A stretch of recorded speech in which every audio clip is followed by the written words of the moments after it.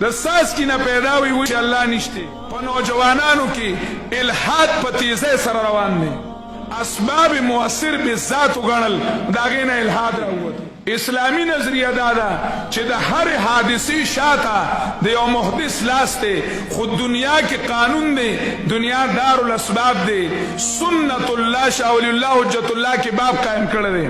سنت الله قانون د الله دی دنیا کې د معد او د معد له د دې الله رب العزت چې کوم دی قانون جوړ کړی دی چې دې دنیا کې الله څه کوي نو په اسبابو باندې کوي.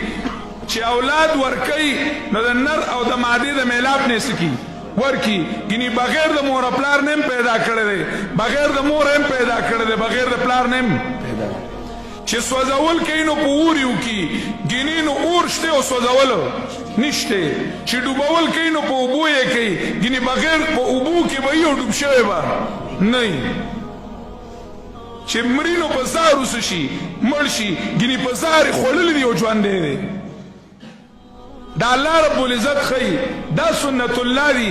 دی د سنت الله نه جوړ کړل، اسباب مؤثر به ذات وګڼل، د هغې نه الحاد راووتو او د الله رب العزت د وجود نه انکار وکړو. ابوالحسن خرقانی رحمه الله تعالی وی نطفه گوید که او موجود نیست، نطفه گوید که او موجود نیست، بودره نبود و گوید بوده نیست. د ساسکي نه پیدا وي چې الله نشته، په خپله نشته او د نشت چې کمونه د شته ذات په باره کې وي چې هغه شته نشته.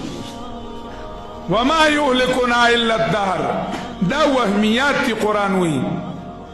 د دې سره ما لهم بذلک من علم انهم الا یظنون. دی ګمان پسې دي، هسې خیالاتو پسې روان دي، دې کې هېڅ حقیقت نشته دی. خو هغوی نن یو پلانو کو پلان داو کو چې د اسلامی تعلیم مقابله کې هغوی تعلیم راویستو. د هغې تعلیم د وجې نه مسلمان د اسلامی تعلیم نه محرومه کو، د قرآن نه محرومه شو، د حدیثو نه شو محرومه شو. قرآن کریم زده کول په دې ځان پویه کول د هر مسلمان ذمواري وه. دا نه د عالم وه نه یوازې د طالب وه، دا د هر مسلمان ذمواري وه.